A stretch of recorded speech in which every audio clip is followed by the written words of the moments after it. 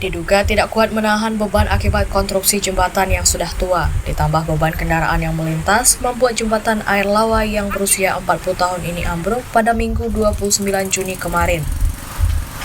Ada 4 dam truk muatan batu bara ikut terjatuh ke sungai. 3 diantaranya bermuatan full yang datang dari arah Lahat menuju Muara Enim.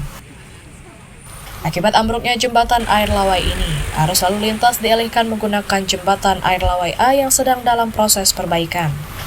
Jembatan air Lawai ini jembatan penghubung di jalur lintas Sumatera Lahat Muara Enim. Kondisi saat ini lalu lintas tersendat, kendaraan yang akan melintas jembatan air Lawai A harus bergantian. Dari informasi yang dihimpun, 2 awak truk mengalami luka dan sedang mendapatkan perawatan medis. Untuk kondisi saat ini di Desa Muara Lawai, karena kejadian jembatan roboh, ambruk, untuk sementara kendaraan kecil sudah bisa lewat tapi bergantian. Untuk kendaraan truk, yang terutama truk yang bermuatan besar dan berat, dilarang dulu melintas. Karena kondisi jembatan ini juga kita tahu baru selesai perbaikan.